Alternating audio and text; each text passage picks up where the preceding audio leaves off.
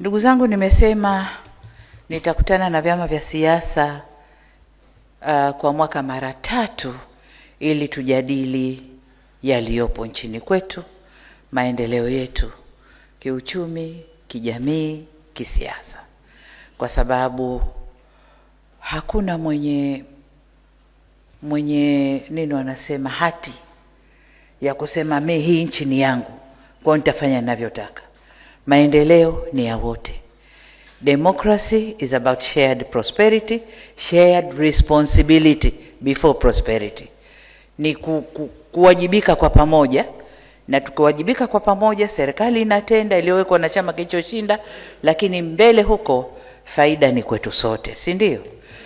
Sasa nikasema katika kikao hiki tuzungumze machache, lakini wapitishe kidogo kwenye hatua tuliofikia, na nianze na hatua za kisiasa. Hatua za kisiasa, mara ya mwisho tulipokutana tulikuwa ndo kwanza tumetoka kwenye vuguvugu lile lililotupata. Kwa hiyo tukakaa na wagombea wenzangu tukasema tunakwendaje sasa. Wakasema, na wakati ule kulikuwa kuna tume ya Jaji Chande haijawasilisha taarifa yake. Tukasema ngoja iwasilishe taarifa yake, alafu tukutane tuone tunakwenda vipi. Kama mlivyosikia, tume imewasilisha taarifa yake, lakini baada ya tume tumeunda tume nyingine ambayo tayari tumeshaiunda na karibu tutaizindua. Na hii ni ile tume iliyopendekezwa ndani ya taarifa ile.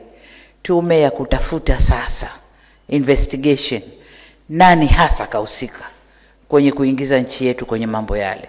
Nani kahusika, nani alichochea, nani alifinance, aliyedhamini yale mambo ni nani. Tumeunda tume hiyo.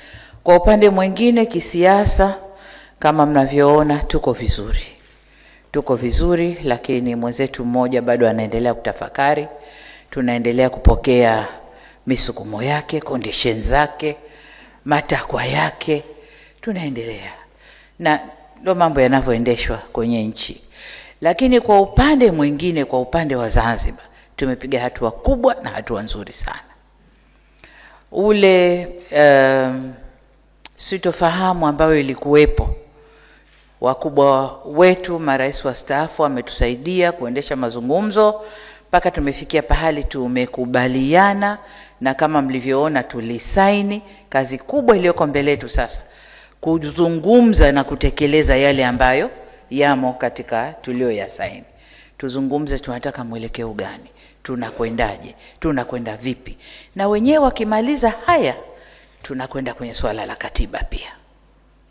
Tunakwenda kwenye suala marekebisho ya katiba ya Zanzibar kutokana na mambo walioyazungumza. Na kwa upande wetu tukimaliza tume hii ya nani ni nani, na hatusubiri kumaliza, tayari nadhani tutakuja kwenu. Tayari tunataka kuunda tume ya maridhiano ili kuharakisha mwenendo wa katiba au swala la marekebisho ya katiba.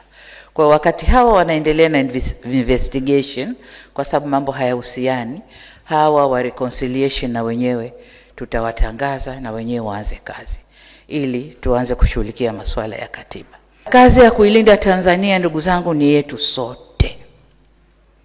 Ni yetu sote. Hii si nchi ya mmoja kama anavyoongea. Ni yetu wote. Mtindo tulionao ni demokrasi, kuingia uchaguzi na nikashinda, fanya serikali twende. Lakini kuilinda nchi na mali zetu Mungu alizotubariki ni kazi yetu sote. Na ndo kazi ambayo sasa hivi tunayo kama Watanzania. Hiyo ndo kazi ambayo tunao. Serikali tutaongoza, lakini nanyi mtufuate nyuma kwenye kulinda nchi hii. Kuna watu wanadhani kwamba nchi hii ikisambaratika ni Samia na Chama cha Mapinduzi ndio watakaoumia. Hapana. Tutaumia wote.